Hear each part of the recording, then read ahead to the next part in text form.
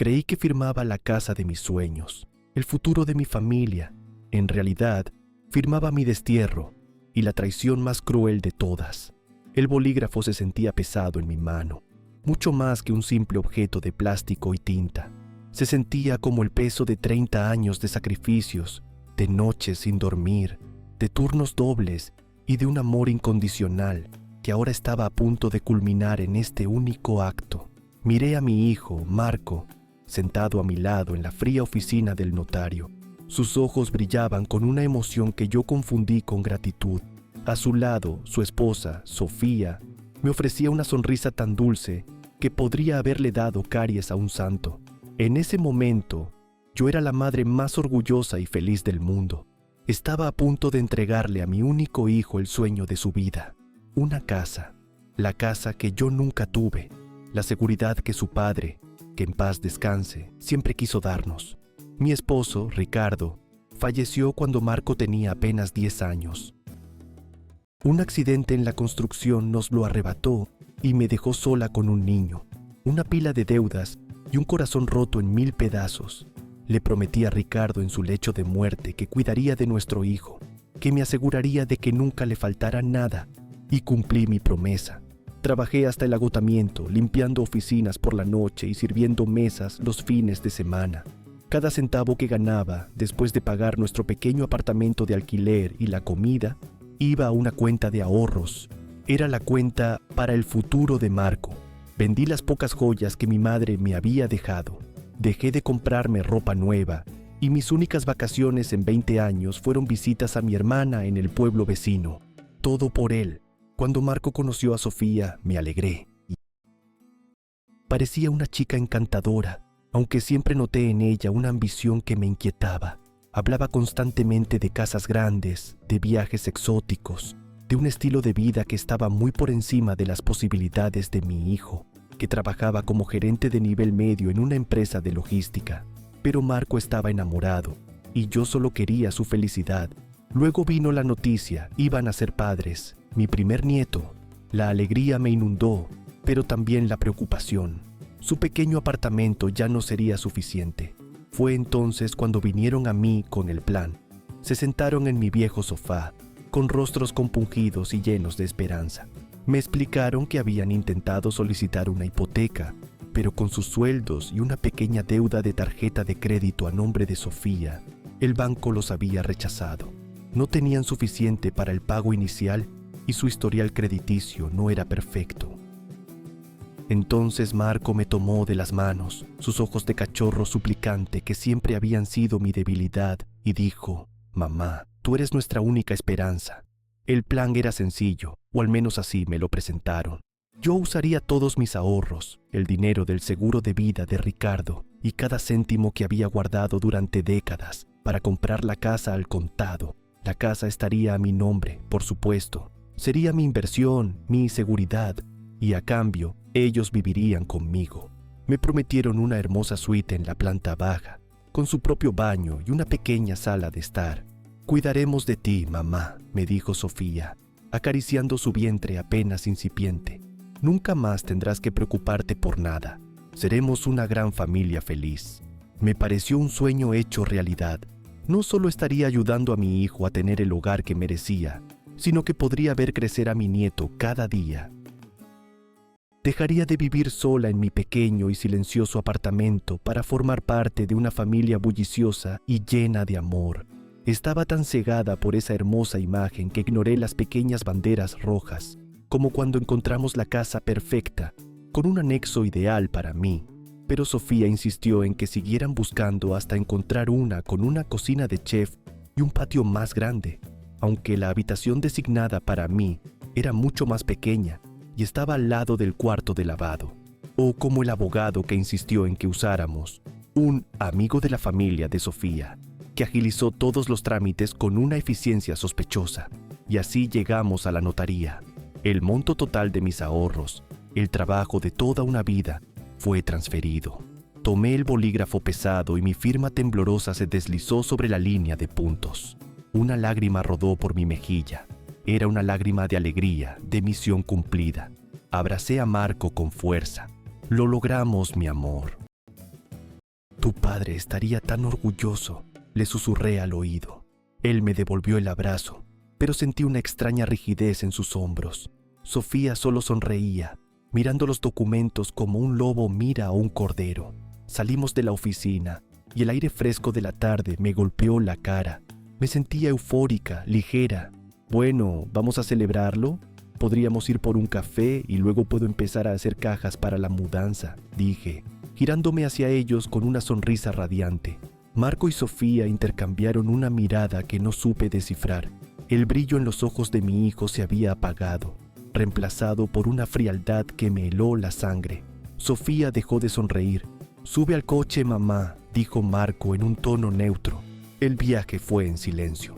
Un silencio tenso, pesado, que se pegaba a las ventanillas del coche como la humedad.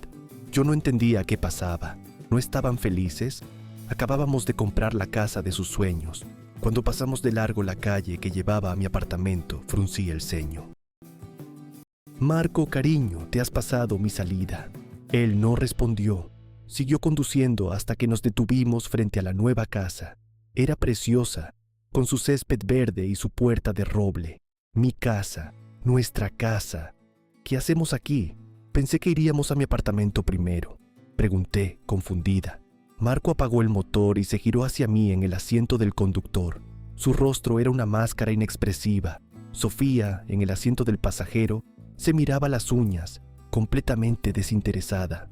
«Mamá», comenzó Marco, y su voz ya no era la de mi niño, sino la de un extraño.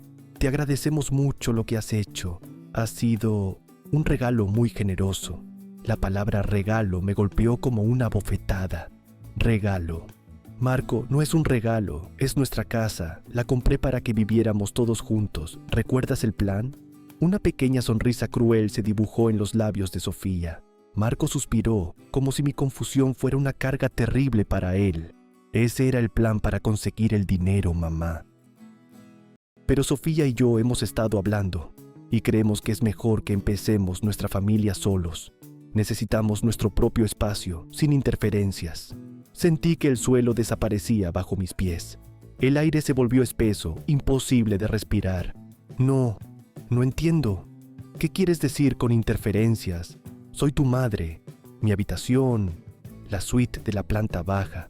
Marco metió la mano en mi bolso, que estaba en el asiento entre nosotros, y sacó el juego de llaves nuevas que el agente inmobiliario nos acababa de entregar.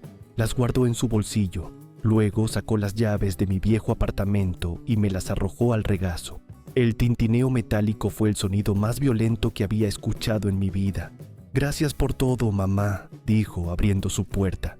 «Pero nuestro acuerdo ha terminado. Ya firmaste los papeles, la casa es legalmente mía. Ya no te necesitamos».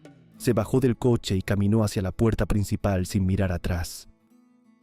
Sofía lo siguió, lanzándome una última mirada de desprecio triunfante.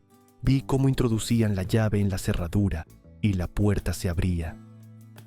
Entraron y la puerta de roble se cerró con un clic definitivo, dejándome sola en el coche, en la calle, frente a la casa que había comprado con cada gota de mi sudor y cada latido de mi corazón.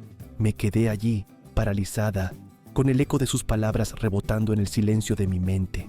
«Ya no te necesitamos». El shock inicial dio paso a un dolor tan profundo que pensé que me partiría en dos. Pero entonces algo más surgió de esas profundidades heladas. No era tristeza, era una rabia fría, cristalina y afilada como un trozo de hielo. Se dieron cuenta de que había dejado mi teléfono en el coche, en el asiento trasero. Lo tomé, mis manos temblaban, pero no de debilidad, sino de una nueva y terrible determinación. Marcaron su propio destino en el momento en que cerraron esa puerta. Y yo estaba a punto de recordarles que el dinero que me quitaron provenía del seguro de vida de un hombre que trabajaba en la construcción. Y ese hombre me había enseñado un par de cosas, no solo sobre el amor y el sacrificio, sino sobre cómo se construyen las cosas y cómo se derriban hasta los cimientos. El mundo exterior se desvaneció, el sonido de los pájaros, el murmullo lejano del tráfico, todo se ahogó en el rugido ensordecedor de la sangre en mis oídos. Me quedé mirando la puerta de roble cerrada, incapaz de procesar la enormidad de la traición.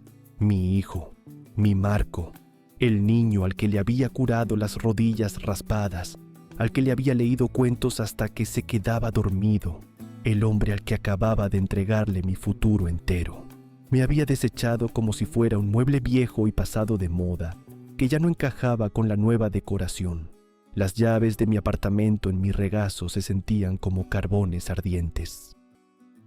El metal frío era un recordatorio brutal de que ya no tenía un lugar en su vida, ni en la casa que estaba a mi nombre. Un momento, un pensamiento claro, afilado como un bisturí, cortó a través de la niebla de mi dolor. La casa estaba a mi nombre. El abogado de Sofía, el amigo de la familia, me había explicado el proceso. Para evitar impuestos de donación y complicaciones, yo compraría la casa directamente. La escritura se registraría a mi nombre. El plan era que, más adelante, en 1 o 2 años, la transferiríamos a Marco mediante un documento de cesión de derechos, una vez que su situación financiera fuera más estable. Pero esa transferencia no había ocurrido, no en la notaría. Lo único que había firmado eran los papeles de compra. El dinero salió de mi cuenta, la propiedad estaba a mi nombre. ¿O me equivocaba? La reunión había sido un torbellino de jerga legal y sonrisas tranquilizadoras. El abogado hablaba rápido, señalando dónde debía firmar, mientras Sofía rellenaba mi taza de café y Marco me masajeaba los hombros. «Es solo una formalidad, mamá», decían una y otra vez. Era posible que, en mi ceguera emocional, hubiera firmado algo más. Un documento de transferencia inmediata que no entendí. El frío de la rabia fue reemplazado por un pánico helado. Me habían engañado. Habían orquestado cada paso con una precisión cruel. Pero luego recordé las palabras exactas de Marco. «Ya firmaste los papeles, la casa es legalmente mía». La arrogancia en su voz. Estaba demasiado seguro, demasiado triunfante. Un error. La gente que está demasiado segura comete errores. Respiré hondo. Llorar no serviría de nada. Destrozarme no me devolvería mi vida. Ricardo no me crió para ser una víctima. Él era un hombre práctico, un constructor. Elena me decía, cualquier problema, por grande que sea, es como una pared. No puedes atravesarla a cabezazos. Tienes que encontrar las grietas, los puntos débiles y usar la herramienta adecuada. Mi teléfono. La herramienta adecuada. Mi mano ya no temblaba. Con una calma que me sorprendió, busqué en mis contactos. No llamé a la policía. ¿Qué les iba a decir? Que mi hijo era un monstruo desagradecido. Era una disputa familiar, una cuestión civil. No, necesitaba a alguien más, alguien que entendiera de grietas y puntos débiles. Encontré el número y marqué. Sonó 2 veces antes de que una voz grave y áspera contestara. «Diga». «Tío Roberto, soy Elena», dije. Mi voz sorprendentemente firme. Hubo una pausa. Roberto era el hermano menor de Ricardo, su socio en los primeros años de la pequeña empresa de construcción que habían intentado levantar. Era un hombre rudo, de pocas palabras y manos callosas, que olía a cemento y a cigarrillos baratos. Después de la muerte de Ricardo nos distanciamos. El dolor era un abismo demasiado grande entre nosotros. Pero siempre supe que, bajo esa fachada de roca, había un hombre leal a la memoria de su hermano. «Elena, ¿ha pasado algo? ¿Estás bien?» Su tono cambió de la sorpresa a la preocupación. «No, Roberto, no estoy bien. Necesito un favor, un gran favor». Le expliqué la situación. Cada palabra vergonzosa, cada detalle de mi estupidez y de su crueldad. No me interrumpió. Escuchó en silencio y casi podía imaginarlo al otro lado de la línea, con el ceño fruncido, la mandíbula apretada. Cuando terminé, el silencio se prolongó un momento. Luego solo dijo, «Dame la dirección y dame media hora». Esa media hora fue la más larga de mi vida. Me quedé en el coche, aparcado al otro lado de la calle, observando la casa, mi casa. Vi cómo se encendían las luces, primero en la sala, luego en la cocina. Me los imaginé brindando con champán, riéndose de la vieja tonta que les había facilitado su vida perfecta. La rabia volvió a arder, pero esta vez era un fuego controlado, un combustible. Exactamente 29 minutos después, una vieja camioneta Ford, abollada y cubierta de una fina capa de polvo de construcción, Dobló la esquina y se detuvo detrás de mi coche. Roberto se bajó. Era exactamente como lo recordaba, más bajo que Ricardo, pero el doble de ancho, con unos brazos como troncos de árbol. Llevaba unos vaqueros gastados, botas de trabajo y una camiseta que había sido blanca en algún momento. Me hizo un gesto con la cabeza y se acercó a mi ventanilla. «¿Esa es?», preguntó, sin necesidad de más explicaciones. Asentí. «¿Qué vamos a hacer?». Él no me miró. Sus ojos, afilados y expertos, escaneaban la propiedad. «Primero vamos a confirmar algo». Sacó su propio teléfono, tecleó durante un minuto y luego me lo pasó. Era la página del registro público de la propiedad del condado. Acababa de buscar la dirección y allí estaba, en letras claras y digitales, propietaria Elena García. Mi nombre. Un suspiro de alivio se me escapó, pero fue un alivio amargo. El abogado no había podido falsificar una transferencia instantánea. El proceso legal aún no se había completado. La casa, legalmente, seguía siendo mía. La arrogancia de Marco le había jugado una mala pasada. Había cantado victoria antes de tiempo. «Bien», dijo Roberto, devolviendo el teléfono a su bolsillo. Abrió la parte trasera de su camioneta. Estaba llena de herramientas, cubos, lonas y equipos que yo no reconocía. Sacó una caja de herramientas metálica y pesada y la dejó en el suelo con un ruido sordo. Luego, sacó 2 chalecos de color naranja brillante. «Ponte esto», me dijo, pasándome uno. Lo miré, confundida. «¿Para qué?». «Vamos a hacer una inspección de la estructura», dijo con una media sonrisa que no llegó a sus ojos. Ricardo me enseñó todo sobre cimientos. Me dijo que nunca confiara en una construcción que parece perfecta por fuera. Siempre hay que comprobar las tuberías. Sin más explicaciones, se puso su chaleco, agarró la caja de herramientas y se dirigió directamente hacia la casa. Yo, después de un segundo de vacilación, me puse el mío y lo seguí. Se sentía como una armadura. Roberto no llamó a la puerta. Rodeó la casa hasta el lateral, donde estaban la toma de agua principal y los medidores de gas y electricidad. Abrió su caja de herramientas. Dentro no había martillos ni destornilladores.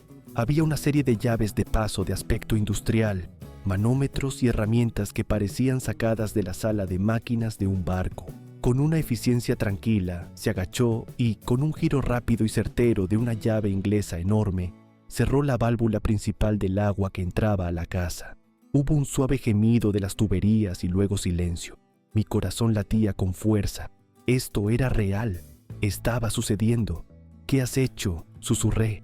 «Inspección de la presión del agua», murmuró sin mirarme. Se movió hacia el medidor de gas. Y ahora una comprobación de fugas. Con otra herramienta hizo lo mismo. Otro giro, otro sonido metálico y definitivo. La casa que yo había comprado, la casa de los sueños de mi hijo, estaba oficialmente sin agua y sin gas. «Roberto», empecé a decir, sintiendo una mezcla de terror y euforia. Él me silenció con un gesto. «Shh, escucha». Al principio no oí nada. Luego un sonido débil desde el interior de la casa. Una voz femenina, irritada. «Sofía». «Marco, ¿qué pasa con la ducha? El agua se ha cortado». Una sonrisa, esta vez real y afilada, se dibujó en la cara curtida de Roberto. «La inspección acaba de empezar», dijo. Se giró y miró directamente a la pared de ladrillo de la cocina, donde sabía que estaría el fregadero. Fase 2. Control de plagas. Abrió otro compartimento de su caja de herramientas y sacó 4 pequeños discos metálicos. No tenía ni idea de lo que eran, pero la mirada en sus ojos me dijo que no era nada bueno. Se acercó a las rejillas de ventilación exteriores del sótano, cerca del suelo, y con un movimiento rápido, deslizó uno de los discos dentro de cada una. Se oyó un siseo casi inaudible cuando los activó. Me miró y me guiñó un ojo. Sonido de alta frecuencia, inaudible para la mayoría de los humanos, pero vuelve locos a los perros, los gatos y a las ratas. El silencio que siguió al siseo de los discos de Roberto fue sepulcral, pero solo duró unos segundos. Desde el interior de la casa, un grito agudo y lleno de frustración rasgó el aire. Era Sofía. Sus pasos, rápidos y pesados, resonaron en el porche de madera. La puerta de roble se abrió de golpe y ella salió. con el cabello todavía húmedo y envuelta en una bata de seda que gritaba «Dinero que no es mío». Tras ella, Marco apareció con el rostro congestionado, la camisa desabrochada y una expresión de pura incredulidad. Se detuvieron en seco al vernos. Allí estábamos, en medio del jardín delantero, bajo la luz mortecina de las farolas, vistiendo nuestros chalecos naranjas reflectantes como si fuéramos un equipo de demolición enviado por el destino. Roberto permanecía de pie, con los brazos cruzados sobre su pecho macizo, sosteniendo una pesada llave de tubo. Yo estaba a su lado, sintiendo cómo el frío de la noche me calaba los huesos, pero el fuego en mi interior me mantenía más erguida que nunca. ¿Qué demonios están haciendo?, rugió Marco bajando los escalones del porche de 2 en 2. He dicho que se larguen. Mamá, vete de aquí ahora mismo o llamaré a la policía. Miré a mi hijo. Fue extraño. Ya no veía al niño que solía llorar cuando se caía de la bicicleta, ni al joven que se graduó con honores gracias a mis turnos extra. Veía a un hombre pequeño, asustado y patético, que intentaba ladrar para ocultar su propia debilidad. Adelante, Marco, dije. Mi voz era un hilo de acero. Llama a la policía. Me encantaría hablar con ellos. Sofía se acercó a él, tomándolo del brazo, sus ojos clavados en Roberto. ¿Quién es este hombre, Marco? ¿Y por qué se ha cortado el agua? Estaba en medio de un baño. Esto es inaceptable. Roberto dio un paso al frente. Su sola presencia física hizo que Marco retrocediera instintivamente. Soy el técnico de mantenimiento, dijo Roberto con esa voz que sonaba como grava siendo triturada. Y por orden de la dueña de esta propiedad, la señora Elena García, hemos detectado una falla crítica en las líneas de suministro. Por seguridad, el agua y el gas han sido clausurados indefinidamente hasta que se realice una inspección estructural completa. Marco soltó una carcajada nerviosa, una que sonaba a borde de la histeria. Eso es mentira. Esta casa es mía. Firmamos los papeles hoy. El abogado dijo lo que tú querías oír, hijo. Lo interrumpí, sintiendo una punzada de amargura. Pero parece que tu amigo de la familia fue un poco descuidado, o quizás demasiado eficiente. Los documentos que firmamos en la notaría fueron para la compra de la vivienda.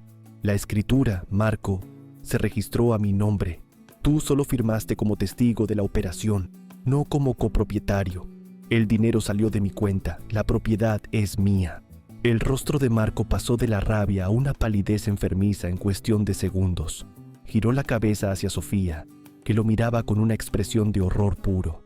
Ella, la mente maestra detrás de todo esto, la que seguramente había planeado cada palabra y cada manipulación, se dio cuenta antes que él de la magnitud del error. Eso no puede ser, susurró Sofía. El documento de transferencia, tú dijiste que ella firmaría la cesión. Olvidamos ese detalle en la oficina, ¿verdad? Dije con una sonrisa gélida. Estaban tan ansiosos por echarme, tan seguros de que ya no me necesitaban, que ni siquiera se aseguraron de que el botín fuera legalmente suyo, antes de mostrar sus verdaderos colores. Marco sacó su teléfono con manos temblorosas. Voy a llamar a la policía. Esto es acoso. No puedes cortarnos los servicios así. Estamos viviendo aquí. Vivir aquí no les da derechos de propiedad, Marco, dijo Roberto, señalando con la llave de tubo hacia la calle. De hecho, sin agua, sin gas y con una posible infestación de plagas. Hizo un gesto hacia las rejillas del sótano donde el siseo ultrasónico continuaba su trabajo invisible. Esta casa se considera temporalmente inhabitable por razones de seguridad. Como propietario, Elena tiene la obligación legal de asegurar que nadie corra peligro dentro de una estructura comprometida. En ese momento, las luces de una patrulla de policía aparecieron al final de la calle. Marco, en un acto de desesperación estúpida, comenzó a agitar los brazos como un náufrago. El coche de policía se detuvo frente a nosotros. 2 oficiales bajaron, con la mano cerca de sus cinturones de servicio, sus rostros serios ante la escena. 2 personas con chalecos de obra, una pareja en ropa de casa gritando, y una tensión que se podía cortar con un cuchillo. ¿Algún problema aquí?, preguntó el oficial más veterano, un hombre de unos 50 años con ojos que lo habían visto todo. Sí, gritó Marco antes de que nadie pudiera hablar. Esta mujer, mi madre, nos ha cortado el agua y el gas. Nos está echando de nuestra propia casa. Este hombre la está ayudando. Arréstenlos. El oficial me miró. Yo no me moví. Mantuve la calma, sabiendo que la verdad estaba de mi lado, aunque me doliera el alma. Oficial, mi nombre es Elena García. Soy la propietaria legal de esta vivienda. Aquí tengo la confirmación digital del registro de la propiedad que se procesó esta misma tarde. Le mostré la pantalla de mi teléfono con el documento que Roberto me había ayudado a encontrar. El oficial lo tomó, lo leyó con calma y luego miró a Marco. ¿Tiene usted algún documento que acredite que es el dueño o que tiene un contrato de arrendamiento vigente, señor?, preguntó el oficial. Es mi madre. Íbamos a vivir juntos. Pero ella puso el dinero, balbuceó Marco. Es mi casa. Ella me la dio. Si no hay contrato de alquiler y ella es la dueña, legalmente ustedes son invitados, dijo el oficial, devolviéndome el teléfono. Y si la dueña decide que la casa no es segura para habitar debido a problemas técnicos, ella tiene el derecho de restringir el acceso a los suministros para reparaciones. Es un asunto civil, no criminal. No podemos obligarla a encender el gas si ella dice que hay un riesgo.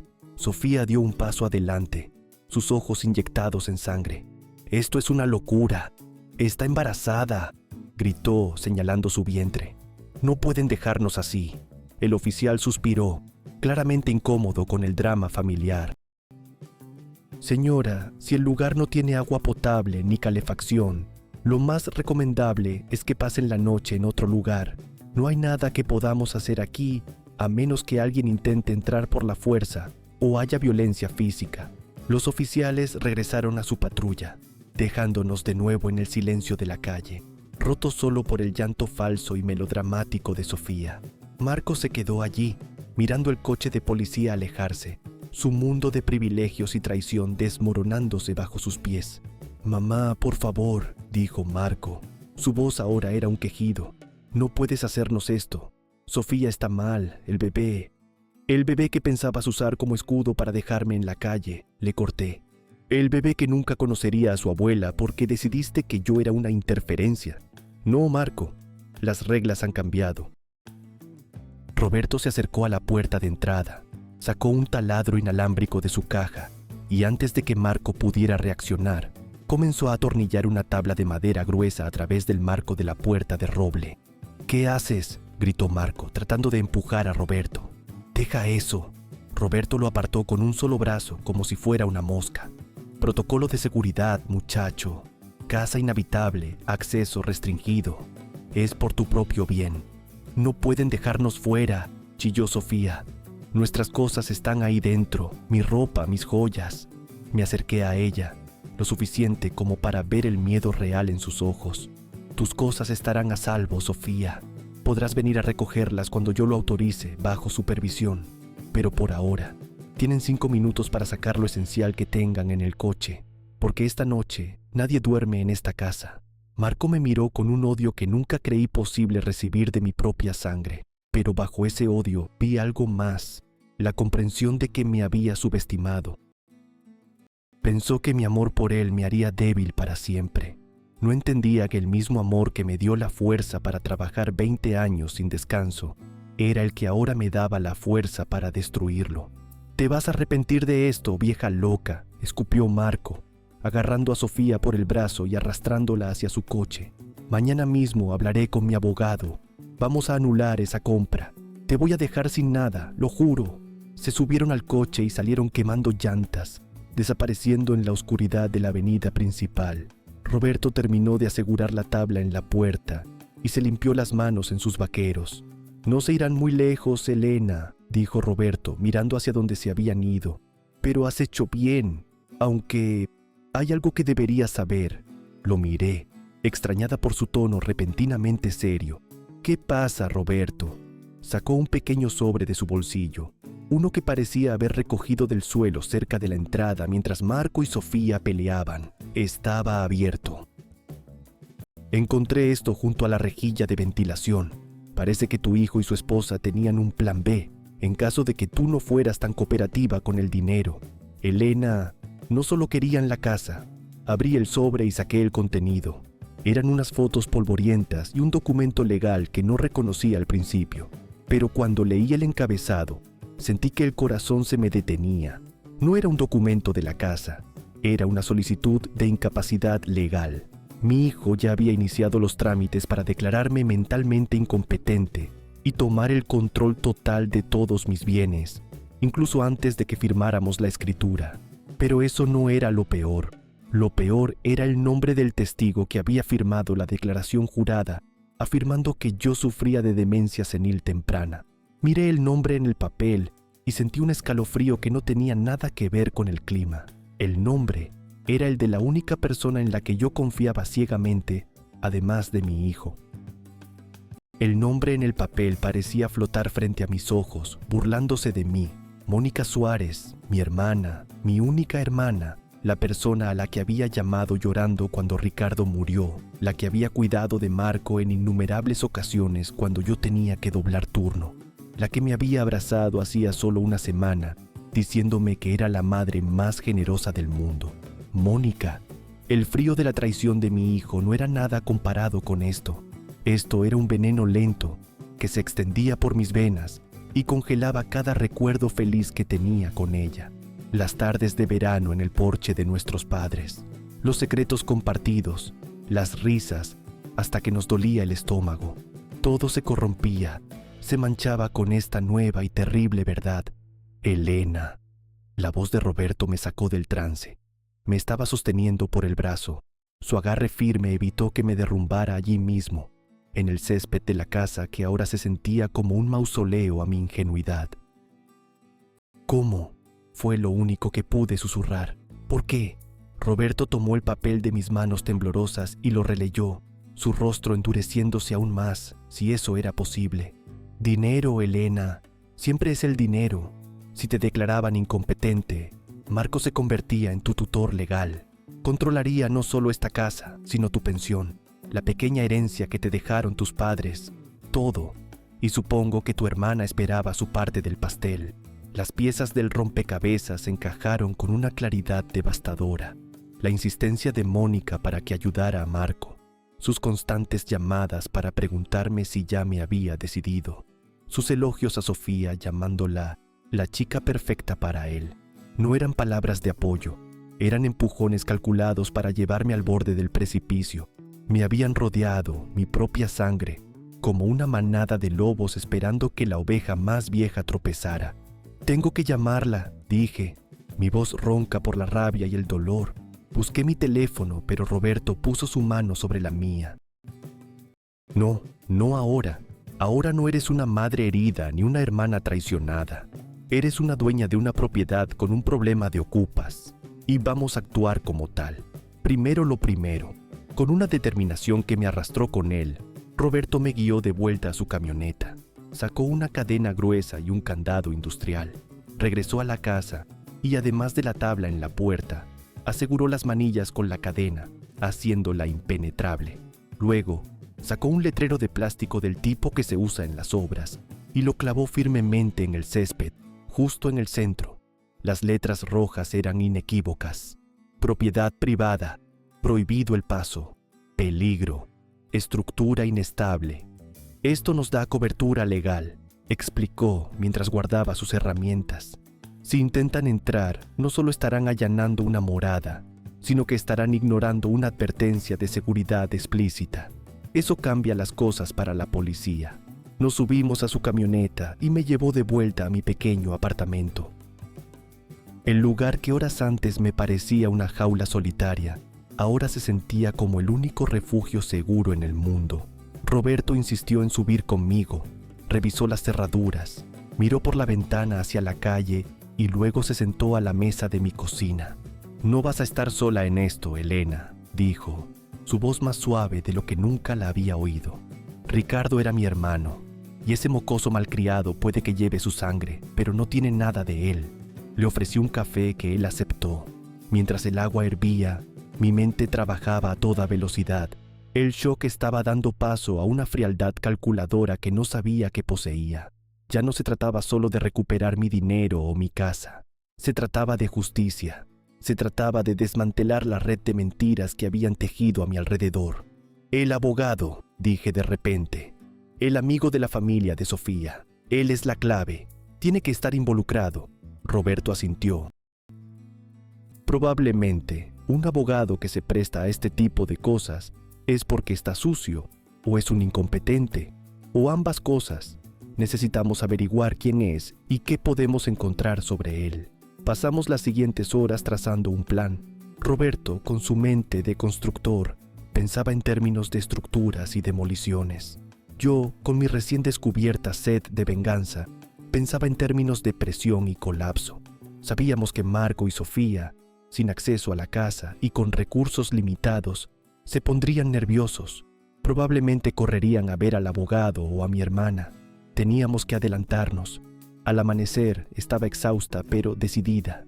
Roberto se fue a hacer unas llamadas a viejos amigos, contactos del mundo de la construcción y los sindicatos, gente que sabía cómo encontrar información que no aparecía en Google. Yo me di una ducha y me puse mi mejor ropa, un traje sastre que no usaba desde el funeral de Ricardo. Me miré al espejo. La mujer que me devolvía la mirada no era la víctima llorosa de la tarde anterior. Sus ojos estaban cansados, sí, pero también brillaban con una luz dura, implacable. Mi primer destino fue el banco. Quería tener en mis manos cada extracto, cada transferencia, cada prueba documental de que cada céntimo invertido en esa casa había salido directamente de mis cuentas. Mientras esperaba a que la empleada imprimiera los documentos, mi teléfono vibró. Era un mensaje de Roberto. Abogado, Julián Cortés, famoso por casos de bienes raíces y por tener debilidad por los caballos de carreras. Tiene deudas grandes. Una sonrisa cruel se dibujó en mis labios. Una grieta, un punto débil. Con los documentos bancarios en mi bolso, me dirigí a mi segundo destino. No era la oficina de Julián Cortés, no todavía. Era una pequeña cafetería cerca del juzgado, un lugar conocido por ser frecuentado por secretarias legales, asistentes de jueces y todo tipo de personal del sistema judicial. Era el lugar perfecto para escuchar. Me senté en una mesa del rincón, pedí un café que no pensaba beber y me dediqué a observar y escuchar, fingiendo leer el periódico. Después de casi una hora, la suerte me sonrió. En la mesa de al lado se sentaron dos mujeres jóvenes, cargadas de carpetas. Por su conversación, rápidamente deduje que trabajaban para un gran bufete de abogados de la ciudad, y una de ellas, para mi asombro, mencionó el nombre de Julián Cortés. Y Cortés volvió a perderlo todo en el hipódromo el fin de semana, dijo una, rodando los ojos. Mi jefe dice que es cuestión de tiempo que el colegio de abogados lo investigue por usar fondos de clientes para cubrir sus apuestas. Bingo, la grieta era un cañón. Agradecí mentalmente a mi suerte y salí de la cafetería. Ya tenía suficiente munición para mi primera batalla. Conduje directamente a la oficina de Julián Cortés. Era un edificio modesto, intentando proyectar un aire de respetabilidad que, ahora sabía, era una completa farsa. Entré sin cita previa. La recepcionista intentó detenerme, pero la ignoré y caminé directamente hacia la puerta que tenía su nombre grabado en una placa de latón. Entré sin llamar. Julián Cortés estaba sentado detrás de un gran escritorio de caoba, hablando por teléfono. Era un hombre de mediana edad, con el pelo engominado y un traje caro que no lograba ocultar el aire de desesperación en sus ojos. Al verme, frunció el ceño y le dijo a la persona al otro lado de la línea que la llamaría más tarde. ¿Puedo ayudarla?, dijo con una amabilidad forzada que no llegaba a sus ojos sudorosos. Soy Elena García, dije, cerrando la puerta detrás de mí. Pude ver un destello de reconocimiento y luego de pánico en su rostro. Creo que usted conoce a mi hijo, Marco. Se recompuso rápidamente. ¿Ah, sí? Represento a muchos clientes. No juegue conmigo, señor Cortés, lo corté, acercándome a su escritorio y dejando caer la pila de extractos bancarios sobre la madera pulida. Sé exactamente lo que ha hecho. Sé que conspiró con mi hijo y su pareja para estafarme y quitarme los ahorros de toda mi vida. Y sé que usted redactó una solicitud para declararme mentalmente incompetente, basada en un testimonio falso. Se echó a reír, pero el sonido fue hueco. Señora, está haciendo acusaciones muy graves. No tiene ninguna prueba. Oh, tengo pruebas, dije, inclinándome sobre su escritorio. Pero lo más importante que tengo es información. Sé de sus problemas en el hipódromo, sé de sus deudas, y sé lo que el colegio de abogados le haría a un letrado que se descubre que ha estado tomando prestado de las cuentas de sus clientes. Imagínese lo que sucedería si una anciana afligida, como yo, presentara una queja formal, respaldada por todas estas pruebas, alegando que usted abusó de su confianza para robarle. Su rostro perdió todo el color. La máscara de profesionalismo se desmoronó, revelando al hombre asustado y acorralado que era en realidad. ¿Qué es lo que quiere?, tartamudeó. Quiero dos cosas, Julián. Primero quiero una declaración jurada, una confesión completa, detallando cómo Marco y Sofía lo contactaron, cómo planearon todo, incluyendo la solicitud de incapacidad y el falso testimonio de mi hermana. Quiero cada detalle sórdido por escrito, y lo quiero firmado y notariado antes del final del día. Abrió la boca para protestar, pero yo levanté un dedo. Y lo segundo es que va a hacer una llamada. Ahora mismo va a llamar a mi hijo Marco y le va a decir que he presentado cargos criminales contra él por fraude y conspiración, y que usted ya no puede representarlo porque también está siendo investigado. Le dirá que la única manera de que pueda evitar la cárcel es devolviéndome hasta el último céntimo y firmando un acuerdo en el que renuncia a cualquier reclamación sobre la casa o mis bienes, para siempre. Cortés me miró, con el sudor perlando su frente. Sabía que lo tenía. Era su carrera contra mi hijo, una elección fácil para un hombre como él. Cogió el teléfono con mano temblorosa. Y hay una cosa más que le va a decir, añadí, mientras él marcaba el número de Marco. Dígale a mi hijo que he cambiado la cerradura de la puerta principal y que he programado la demolición de la casa para dentro de una semana. La cara de Julián Cortés se contrajo en una mueca de pánico absoluto. ¿Demolición? No puede hacer eso. Es una propiedad de $500,000. Claro que puedo. Es mi propiedad y ahora mismo es un peligro para la seguridad, ¿recuerda?, repliqué. Mi voz era pura calma helada. Además, el valor sentimental que tenía para mí se ha evaporado. Y ya que el dinero para comprarla provino del seguro de vida de un constructor, me parece poéticamente justo que vuelva a sus cimientos. Ahora, llame. Cortés tragó saliva, el sonido audible en la silenciosa oficina. Marcó el número y puso el teléfono en altavoz, sus ojos suplicantes fijos en mí. Yo solo asentí, dándole la señal para que empezara su actuación. Marco, habla Julián, dijo, su voz temblorosa al principio, pero ganando una falsa seguridad. Tenemos un problema muy grave. Tu madre ha estado aquí. Al otro lado de la línea, la voz de Marco sonaba somnolienta y malhumorada. ¿Y qué? Te dije que la ignoraras. Es solo una vieja histérica. No, Marco, no lo entiendes. Cortés se secó una gota de sudor de la sien. Ha presentado una queja formal ante el colegio de abogados y ha ido a la policía. Me ha mostrado pruebas de la transferencia de fondos, la escritura a su nombre. Nos tiene, a los dos. Habla de fraude, conspiración, explotación de un anciano. Son cargos federales, Marco. Hubo un silencio tenso.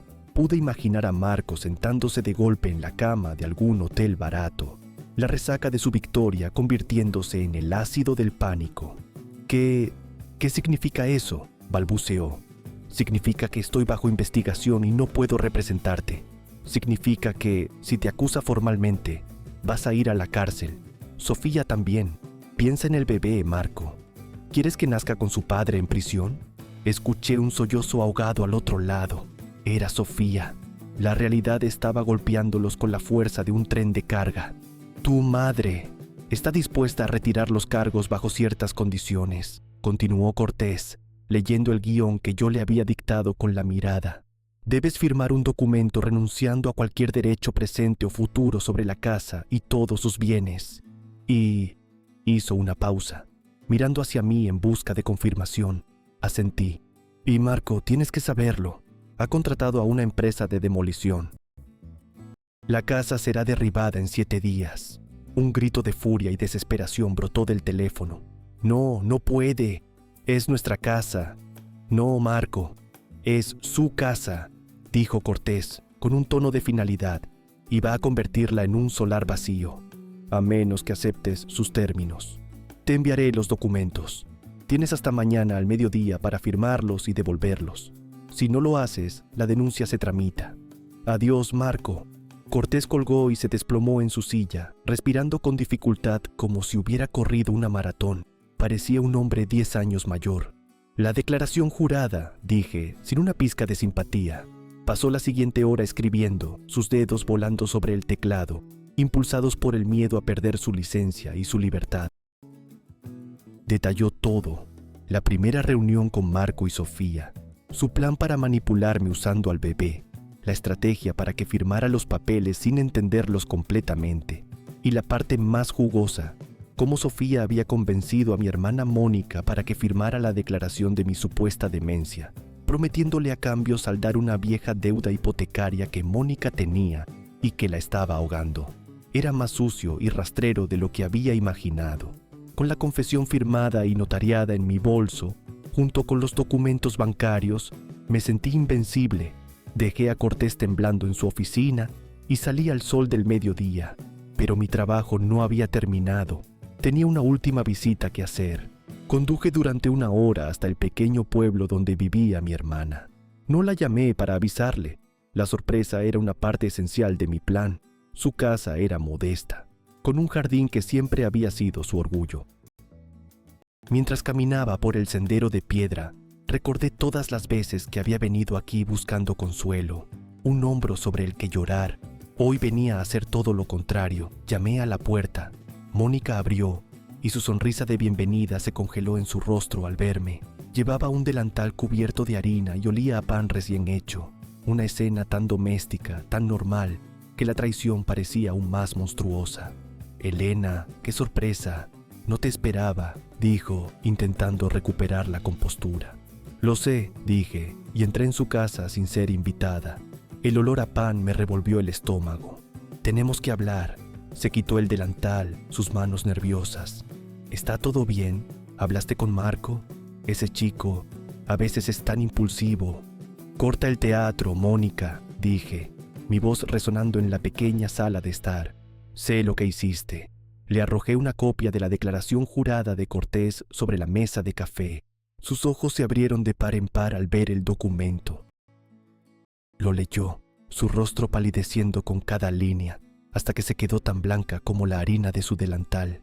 «Elena, yo puedo explicarlo», tartamudeó, hundiéndose en el sofá. Estaba desesperada. El banco iba a quitarme la casa. Sofía dijo que era solo un trámite, que era para protegerte a ti misma, para que nadie pudiera aprovecharse de ti en el futuro. ¿Protegerme? Solté una carcajada sin alegría. ¿Firmando un documento que decía que estoy loca? ¿Ayudando a mi único hijo a robarme y dejarme en la calle? ¿A eso le llamas protección? Las lágrimas comenzaron a brotar de sus ojos, pero no me conmovieron. Eran lágrimas de autocompasión, no de arrepentimiento. «Tú no lo entiendes. Tú siempre lo has tenido todo más fácil. Ricardo te cuidaba, tenías tus ahorros. Yo he luchado por cada céntimo». La rabia que había mantenido a raya explotó. «Más fácil», grité, mi voz finalmente quebrándose por el peso de todo. ¿Enterrar a mi marido a los 40 años fue fácil? ¿Trabajar 2 turnos limpiando la suciedad de otros durante 20 años para que a mi hijo no le faltara nada fue fácil? Tú tenías a tu marido, tenías tu casa. Yo no tenía nada más que a mi hijo y a ti, y ambos me apuñalaron por la espalda por un poco de dinero. Me derrumbé en una silla, el torrente de emociones dejándome sin aliento. Mónica sollozaba desconsoladamente. Por un momento, una punzada del viejo afecto fraternal me atravesó, pero luego recordé su nombre en ese papel y la punzada se convirtió en acero. «Se acabó, Mónica», dije recuperando el control. «No quiero volver a verte, no quiero volver a oír tu voz. Para mí, estás muerta, igual que mi hijo». Me levanté para irme. Ella se levantó de un salto y me agarró del brazo, sus ojos enrojecidos y desesperados. «No, Elena, por favor, somos hermanas. No puedes hacerme esto. Sofía me prometió...» «Sofía te usó, igual que usó a Marco», dije zafándome de su agarre. «Pero ya no importa. Su plan se ha ido al traste. Y el tuyo también». Salí de su casa y cerré la puerta a sus sollozos. Mientras me alejaba en mi coche, no sentí tristeza, solo un vacío inmenso. Había cortado los 2 últimos lazos familiares que me quedaban. Estaba completamente sola, pero también estaba libre. Los días siguientes fueron un borrón de actividad. Roberto se convirtió en mi sombra, mi general en esta guerra. Contratamos a un abogado de verdad, uno recomendado por el sindicato de Roberto, un hombre mayor y rudo llamado Méndez, que masticaba los casos de fraude para desayunar. Le entregamos la confesión de Cortés y las pruebas. Méndez sonrió. Esto no es un caso, señora García. Es una ejecución.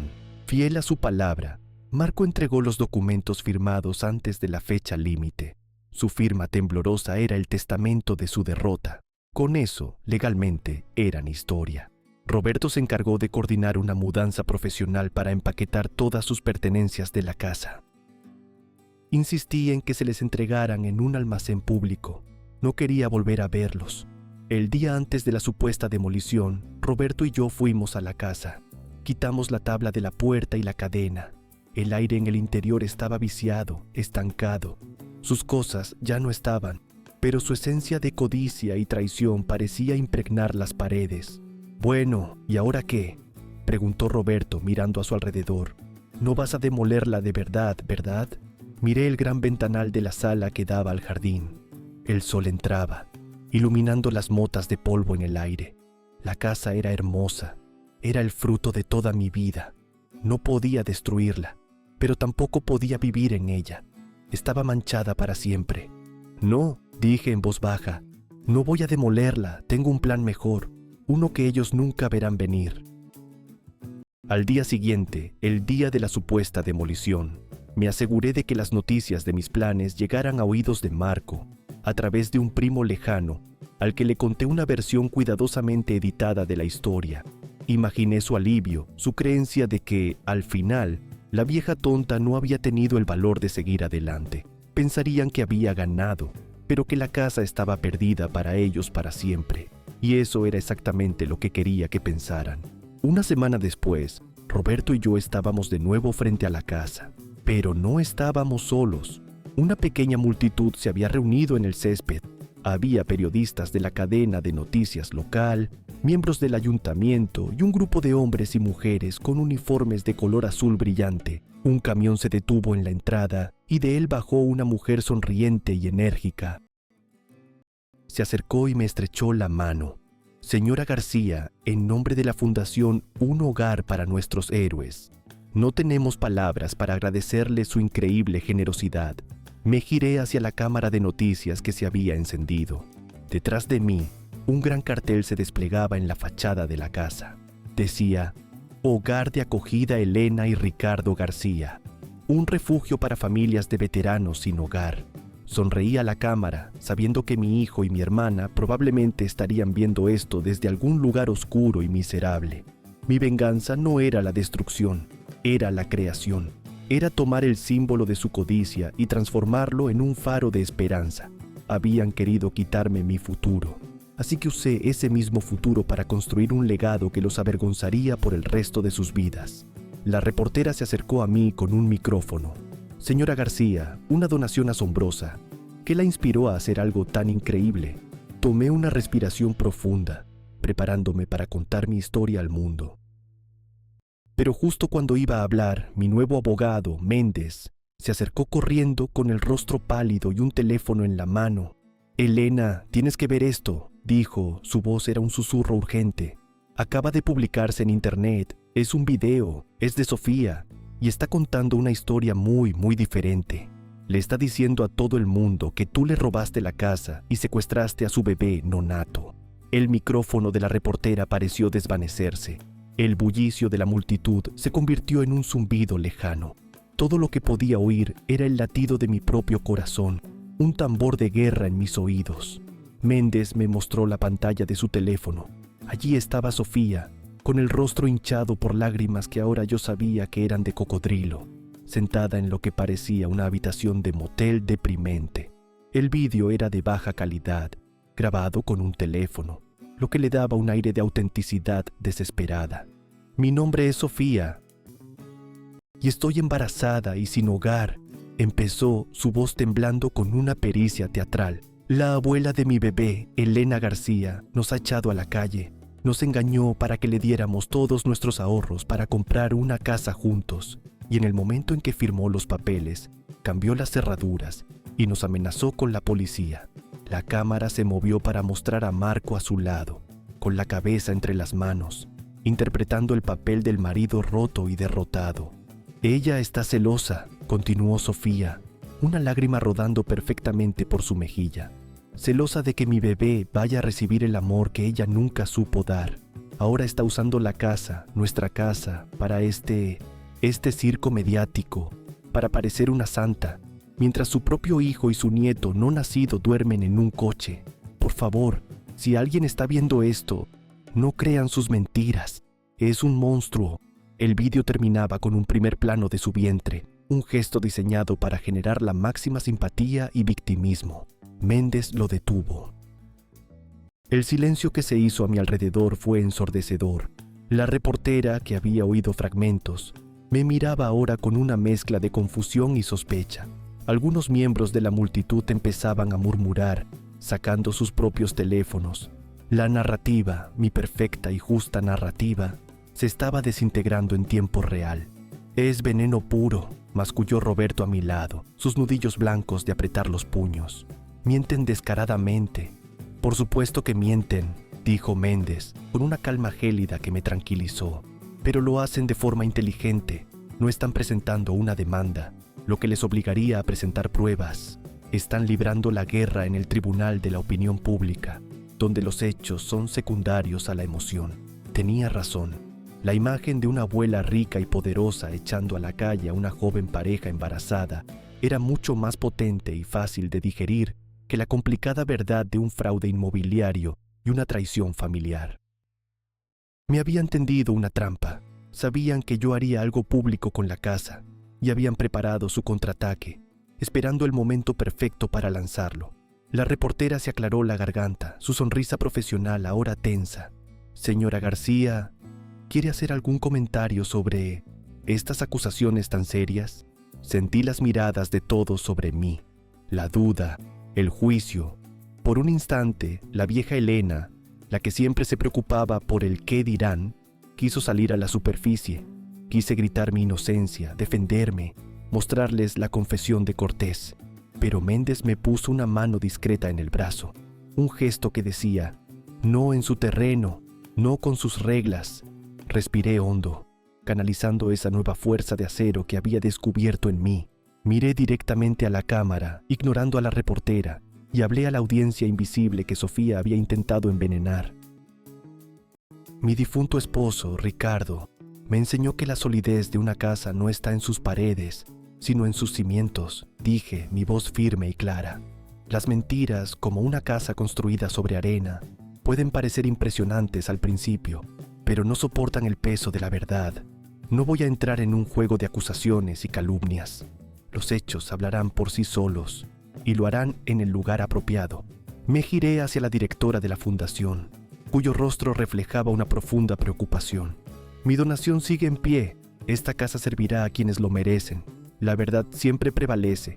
Con eso, Méndez y Roberto me escoltaron a través de la multitud de periodistas que ahora me acribillaban a preguntas, y nos metimos en el coche. En cuanto la puerta se cerró, el aire pareció salir de mis pulmones. ¿Qué hacemos ahora, Méndez?, pregunté, sintiéndome más cansada que nunca. Ahora dejamos que se ahoguen en su propia mentira, dijo él mirando su teléfono. El vídeo ya tiene miles de visitas. Y los comentarios son un campo de batalla. Pero ella ha cometido un error fatal. ¿Cuál?, preguntó Roberto. Ha hecho una acusación específica y demostrablemente falsa, explicó Méndez. Ha dicho que le dieron todos sus ahorros. Marco y Sofía apenas tenían dinero para el alquiler, por no hablar del pago inicial de una casa. Tenemos sus solicitudes de hipoteca rechazadas que lo prueban, y tenemos los extractos bancarios que demuestran que el 100% del dinero salió de la cuenta de Elena. Vamos a presentar una demanda por difamación y vamos a solicitar todas sus comunicaciones, mensajes de texto, correos electrónicos, todo. Su red de mentiras está a punto de quedar expuesta. Durante la semana siguiente viví en el ojo del huracán. La historia se hizo viral. Fui pintada como la abuela cruel, un monstruo adinerado que desechaba a su familia. Recibí mensajes de odio, amenazas. La Fundación Un Hogar para Nuestros Héroes emitió un comunicado diciendo que, aunque agradecían la donación, estaban revisando la situación a la luz de las acusaciones. Mi victoria se estaba convirtiendo en cenizas. Marco y Sofía, por su parte, estaban explotando su nueva fama. Abrieron una cuenta de GoFundMe para ayudarles a recuperar a su bebé de las garras de una abuela manipuladora. La gente, conmovida por su historia, empezó a donar. Cientos, luego miles, estaban monetizando su mentira, beneficiándose de su propia maldad. Fue Roberto quien descubrió la siguiente pieza. Usando sus contactos, encontró el motel donde se alojaban. Y no solo eso, descubrió que mi hermana Mónica los visitaba casi a diario. No se escondían, se sentían intocables. Méndez presentó la demanda por difamación. Como era de esperar, Marco y Sofía contrataron a un abogado de oficio y se declararon víctimas inocentes. El proceso legal sería lento, y mientras tanto, mi reputación estaba siendo destruida. Necesitamos algo más, le dije a Méndez en su oficina una tarde, sintiendo la desesperación.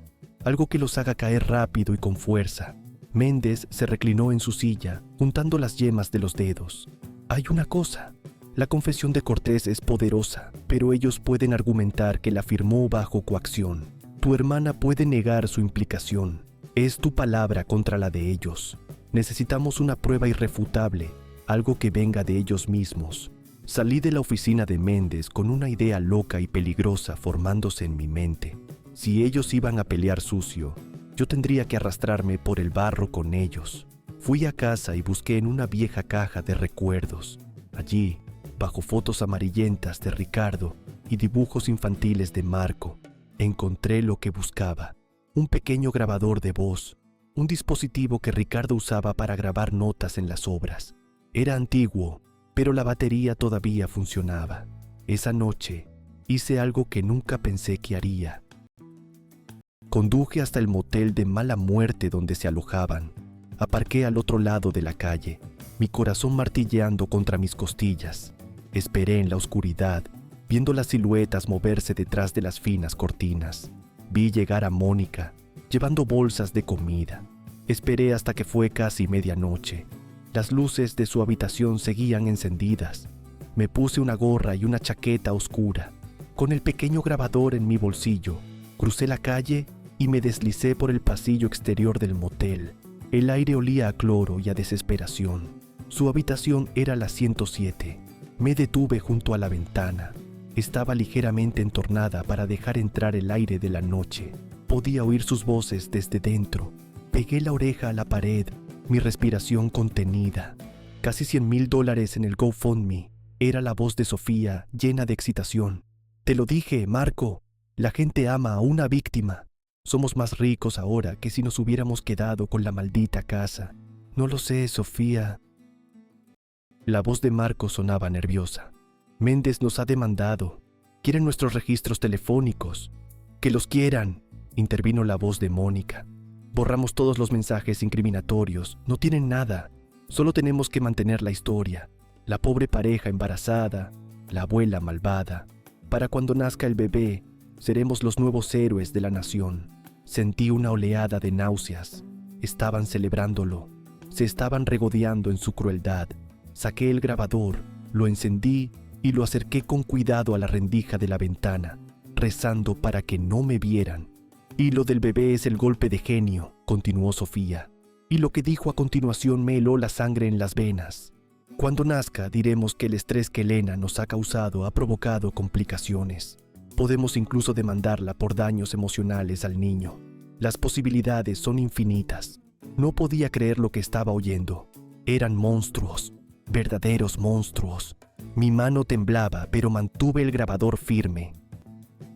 Necesitaba más. ¿Y qué hay de la deuda de tu madre, Sofía?, preguntó Marco. Le prometiste a tu madre que pagaría su tratamiento con este dinero. Hubo una pausa. Luego, la risa de Sofía, un sonido agudo y cruel. Mi madre, esa vieja borracha. Por favor, Marco. Ella cree cualquier cosa que le digo. Le dije que necesitaba el dinero para la fianza de mi hermano. Ella nunca sabrá la verdad. El dinero es nuestro. En ese momento, la puerta de una habitación cercana se abrió y un hombre salió tosiendo. Me encogí en las sombras, mi corazón saltando a mi garganta. El hombre me miró, entrecerrando los ojos. El pánico me inundó. Si me descubrían, todo estaría perdido. El hombre se encogió de hombros y siguió su camino.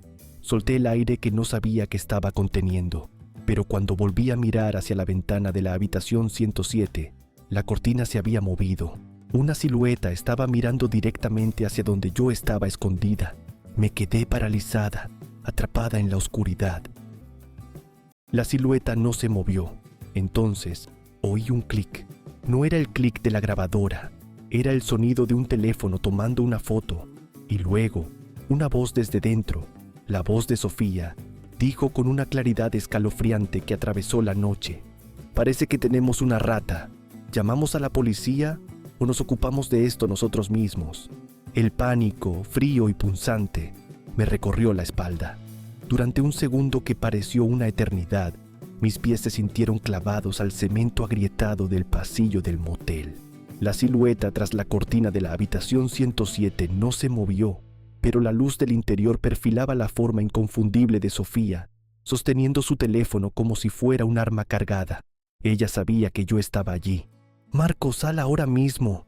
La vieja está aquí», gritó Sofía desde el interior, su voz despojada de toda la dulzura fingida que usaba para las cámaras. El hechizo del miedo se rompió. Metí la grabadora en el bolsillo de mi chaqueta y eché a correr. Mis piernas, cansadas por años de turnos dobles, respondieron con una agilidad que no sabía que aún poseían. Oí la puerta de la habitación abrirse de golpe detrás de mí.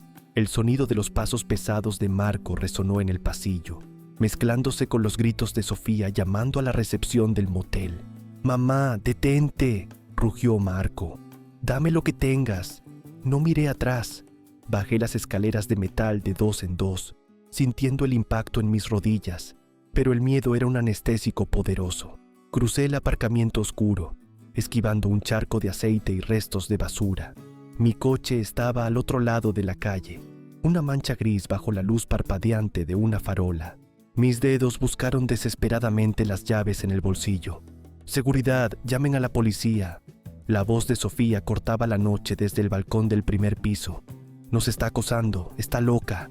Llegué al coche justo cuando Marco saltaba los últimos escalones. Sus ojos estaban inyectados en sangre. Su rostro era una máscara de furia y desesperación. Ya no era mi hijo. Era un animal acorralado defendiendo su botín. Metí la llave, arranqué el motor y metí la marcha atrás, justo cuando su mano golpeaba el cristal de mi ventanilla. El estruendo del golpe me hizo dar un respingo, pero no me detuve. Salí chirriando neumáticos, dejando a Marco jadeando en medio de la calle, su figura desapareciendo en mi espejo retrovisor mientras las luces azules de una patrulla de policía comenzaban a brillar a lo lejos, acercándose al motel. Conduje durante 20 minutos sin rumbo fijo, con las manos aferradas al volante de tal manera que mis nudillos estaban blancos. Mi respiración era errática, un silbido en mi pecho. Me detuve en el aparcamiento de una gasolinera abierta a las 24 horas, bajo la luz fluorescente que me hacía sentir expuesta y vulnerable. Saqué la grabadora del bolsillo con manos temblorosas. Mis dedos buscaron el botón de reproducción. $100,000 en el GoFundMe. La gente ama a una víctima. Lo del bebé es el golpe de genio. Las voces eran claras. La confesión de su estafa, de su manipulación emocional, de su desprecio por todo lo que no fuera dinero. Lo tenía. Tenía la prueba irrefutable que Méndez necesitaba para destruir su narrativa de víctimas. Pero la alegría de la victoria fue eclipsada por una amargura insoportable. Oír a mi propio hijo conspirar para usar a su futuro hijo como una herramienta de extorsión contra mí era un dolor que ninguna victoria legal podría sanar. Llamé a Roberto. Su voz, somnolienta al principio, se volvió de piedra en cuanto le conté lo sucedido. «No vayas a tu casa, Elena», dijo con firmeza. «Sofía tiene esa foto tuya. Va a llamar a la policía. Va a decir que intentaste entrar por la fuerza, que los amenazaste. Con el vídeo que publicaron antes, la policía podría tomarla en serio. Ven a mi taller. Nadie te buscará allí. Seguí sus instrucciones. El taller de Roberto era un santuario de metal, aceite y herramientas pesadas. Me recibió en la puerta con una escopeta apoyada discretamente contra la pared y un termo de café humeante. Me senté en su oficina, rodeada de planos de construcción y facturas, mientras él escuchaba la grabación. «Es oro puro», murmuró Roberto frotándose la barbilla. «Pero Elena, te han visto. Han tomado una foto. Mañana por la mañana, la historia en las noticias no será sobre una abuela generosa, sino sobre una mujer desequilibrada que acecha a su familia embarazada en un motel». «Lo sé», dije, sintiendo el peso de la fatiga. «Pero ahora tenemos el contragolpe». A primera hora de la mañana Méndez llegó al taller. Su rostro habitualmente impasible se iluminó cuando escuchó el audio. «Esto cambia las reglas del juego. No solo detiene la demanda por difamación. Esto es evidencia de fraude electrónico por el GoFundMe y conspiración criminal. Pero Roberto tiene razón. El daño de imagen inmediato va a ser brutal». Sofía ya ha publicado la foto de Elena en las redes sociales, diciendo que intentaste agredirlos. «Entonces, hagámoslo público», dije. Mi voz ya no temblaba. «No esperemos a que el tribunal decida. Si ellos usaron Internet para destruirme, yo usaré Internet para mostrar quiénes son realmente». Méndez asintió lentamente. «Hagámoslo con cuidado. Un filtrado anónimo de este audio a los principales medios locales, junto con los documentos bancarios que ya tenemos. Si sale de nosotros directamente, parecerá una pelea de barro. Si sale como una investigación periodística sobre la cuenta de GoFundMe, tendrá más peso. Pasamos el día siguiente en una tensión insoportable. Tal como predijimos, las noticias matutinas mostraron la foto de la abuela acechadora. Los comentarios en línea eran viciosos. La gente pedía mi arresto. Incluso vi a un grupo de personas protestando frente a la casa que yo había donado, llevando pancartas que decían «Justicia para el bebé». Fue el punto más bajo de mi vida. Me sentía como si el mundo entero me estuviera señalando con el dedo, juzgándome sin conocer la verdad. Pero entonces, a media tarde, la marea empezó a cambiar. Un sitio de noticias local publicó un artículo titulado «Víctimas o estafadores. La oscura verdad tras el GoFundMe de los García». El artículo incluía clips de mi grabación, el momento en que Sofía se reía de la gente que donaba dinero, el momento en que hablaba de usar al bebé como arma. La reacción fue instantánea y violenta, pero esta vez la furia no era contra mí. Los donantes del GoFundMe, sintiéndose estafados, empezaron a exigir reembolsos. La plataforma congeló la cuenta de inmediato.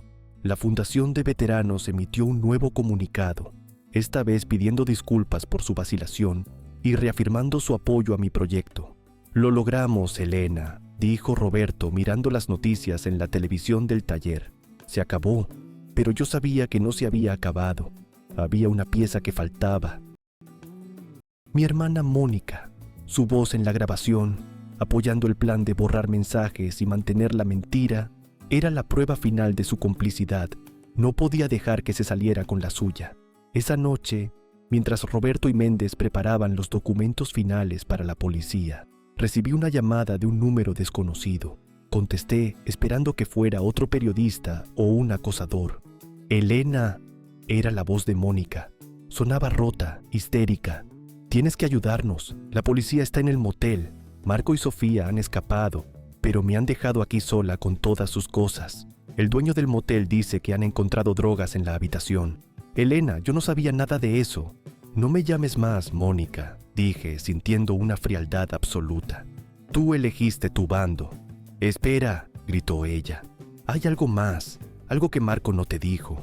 Algo sobre Ricardo, sobre cómo murió realmente en esa obra. No fue un accidente, Elena. Marco, él lo sabía todo. Él tiene los documentos que Ricardo guardó antes de morir. Los documentos sobre la empresa de construcción y por qué la obra era peligrosa. Él te ha estado ocultando la verdad durante 20 años para proteger a la gente que le pagó por su silencio. El teléfono se me resbaló de la mano y cayó al suelo con un golpe sordo. Mi mente se quedó en blanco. ¿Ricardo? ¿Su muerte no fue un accidente? ¿Y mi propio hijo lo había ocultado por dinero? El dolor de la traición de la casa no era nada comparado con esto. Era un abismo de horror que se abría bajo mis pies. Miré a Roberto, que me miraba con preocupación. Su rostro palideció cuando vio mi expresión. «Elena, ¿qué pasa? ¿Qué te ha dicho?» No pude responder. Me giré hacia la televisión. En la pantalla, un periodista informaba en directo desde el motel. La policía ha emitido una orden de busca y captura contra Marco García y su esposa Sofía por fraude masivo. Sin embargo, en un giro dramático, se informa de un grave accidente de coche a pocas millas de aquí. Un vehículo que coincide con la descripción del de los sospechosos ha caído por un terraplén tras una persecución a alta velocidad. Mi corazón dejó de latir. Las imágenes mostraron un coche destrozado, humeante, apenas reconocible. Era el coche de Marco. «Estamos esperando confirmación sobre el estado de los ocupantes», decía el reportero. Pero fuentes policiales indican que se ha encontrado una maleta llena de dinero en efectivo y algo más inquietante. La cámara hizo un zoom sobre un objeto que un oficial de policía sostenía con guantes de evidencia cerca del coche volcado. Era una pequeña caja metálica, vieja y oxidada, con las iniciales RG grabadas en la tapa. La caja que Ricardo siempre llevaba a la obra. La caja que nunca encontramos después de su muerte. «Parece», continuó el reportero, «que hay un tercer pasajero en el vehículo que no ha sido identificado y que los servicios de emergencia están tratando de rescatar en este momento». Me desplomé en la silla, con los ojos fijos en la pantalla. Un tercer pasajero. ¿Quién podría ser? ¿Y qué contenía esa caja que mi hijo había guardado durante 2 décadas mientras yo me mataba a trabajar para darle una vida que él construyó sobre el cadáver de su padre? Pero lo que me hizo soltar un grito de puro terror fue el siguiente comentario del reportero. «Acaban de informarnos de que se ha encontrado una nota de suicidio escrita a mano en el asiento del conductor, dirigida directamente a Elena García, con una sola frase: «Tú nos mataste primero». Pero lo más impactante, señores, es que la policía confirma que en el interior del coche no hay rastro de ninguna mujer embarazada. El taller de Roberto se llenó de un silencio espeso, sofocante, solo roto por la voz monocorde del reportero en la televisión. «No hay rastro de ninguna mujer embarazada». La frase rebotaba en mi cráneo una y otra vez. El vientre de Sofía, el eje sobre el que giraba toda su trama de victimismo, la herramienta que habían usado para manipularme y para estafar a miles de personas, era una mentira, una almohada, un engaño, una farsa cruel de principio a fin. Me levanté, mi cuerpo moviéndose por puro instinto, y apagué el televisor. No podía soportar ver la imagen del coche destrozado ni la caja de metal de Ricardo siendo tratada como una pieza de un rompecabezas macabro. «Roberto», dije, y mi voz sonó extraña, como si viniera de muy lejos. «Llama a Méndez, dile lo que ha dicho Mónica sobre Ricardo». Mientras Roberto hacía la llamada, mi mente, en lugar de colapsar, se enfocó con una claridad aterradora. La mentira del embarazo, la nota de suicidio, la huida y la caja de Ricardo. No eran piezas separadas, eran parte de un mismo diseño. Marco y Sofía no estaban huyendo solo de la policía por el fraude del GoFundMe. Estaban huyendo de algo mucho más antiguo y oscuro. La caja contenía la verdad que Marco había vendido por dinero, y ahora esa verdad estaba a punto de salir a la luz. La nota de suicidio era su último intento de controlarme, de pintarme como la villana final de su tragedia autoinfligida, una última puñalada desde la tumba. Méndez llegó en menos de 20 minutos. Su rostro era una máscara de gravedad. Junto a él venía un detective, un hombre de aspecto cansado llamado Morales, a quien Méndez había contactado directamente. «Señora García», dijo el detective Morales. Su tono era respetuoso pero firme. «Lo que su hermana le ha dicho por teléfono es una acusación de una gravedad extrema. Necesito que me cuente todo lo que recuerda sobre la muerte de su marido». Y así lo hice. Sentada en la polvorienta oficina de Roberto, retrocedí 20 años en el tiempo. Recordé el día del accidente. Ricardo había estado preocupado durante semanas. Hablaba de atajos, de materiales de mala calidad. Era el capataz de una gran obra de un complejo de apartamentos de lujo para una constructora llamada Edificaciones Apex. Me dijo que se iba a reunir con los directivos, que les iba a presentar un informe con pruebas, fotos y facturas que había guardado en su caja de metal. Esto es peligroso, Elena, me dijo la mañana en que murió. Pero si no lo hago, este edificio se caerá y matará a gente. Nunca volvió de esa reunión. La versión oficial fue que un andamio mal asegurado se había desplomado. Una trágica fatalidad. Edificaciones Apex me pagó una indemnización miserable, junto con un acuerdo de confidencialidad que, en mi estado de shock y dolor, firmé sin dudar. La caja de Ricardo nunca apareció. El detective Morales escuchaba, tomando notas, su expresión volviéndose cada vez más sombría. Cuando terminé, me miró directamente a los ojos. Edificaciones Apex, dijo. Esa empresa se declaró en quiebra hace unos 10 años, pero sus directivos, los hermanos Varela, ahora dirigen una de las constructoras más grandes del estado. Son hombres muy poderosos, señora García. Y son los hombres que le pagaron a mi hijo por su silencio, concluí, la verdad cayendo sobre mí con el peso de una losa de hormigón. Marco, con solo 10 años, debió haber encontrado la caja de su padre, o quizás los Varela se la dieron, junto con un dinero para ayudar a la familia, comprando el silencio de un niño asustado y convirtiéndolo en su cómplice de por vida. Ese dinero sucio fue la semilla de la que brotó toda la codicia posterior. La investigación se movió a una velocidad vertiginosa. La caja de Ricardo, recuperada del accidente, era una cápsula del tiempo de la corrupción. Contenía el informe detallado, las fotos de las vigas de acero defectuosas, las facturas de cemento aguado. Era una bomba de relojería que había estado esperando 20 años para explotar. La policía confirmó mis sospechas. Marco, a los 10 años, había recibido una suma considerable de dinero en un fideicomiso, supuestamente una beca anónima. Durante años los Varela le habían estado pagando, asegurándose de que la prueba de su negligencia criminal permaneciera enterrada. Y el tercer pasajero del coche no era un pasajero, era Sofía. Sobrevivió al accidente, pero con heridas graves. Los médicos confirmaron que no solo no estaba embarazada, sino que no podía estarlo debido a una condición médica. Su gran mentira quedó expuesta bajo las frías luces de un hospital. Marco, sin embargo, murió en el acto. Mi hermana Mónica, enfrentada a la confesión grabada y a la posibilidad de cargos por complicidad en fraude, se derrumbó. Cooperó plenamente, detallando cómo Sofía la había manipulado, jugando con su desesperación financiera. Evitó la cárcel, pero recibió una larga condena de libertad condicional y la obligación de devolver cada céntimo que había planeado recibir. Nunca más volví a hablar con ella. Su traición era una herida que el tiempo no podía curar. Julián Cortés fue inhabilitado de por vida y se enfrentó a sus propios cargos por su participación en el intento de declararme incompetente. Su carrera, construida sobre arenas movedizas, se había derrumbado. La caída de los hermanos Varela fue espectacular. El informe de Ricardo, combinado con nuevas inspecciones en el edificio que construyeron, que revelaron graves fallos estructurales, llevó a un escándalo masivo.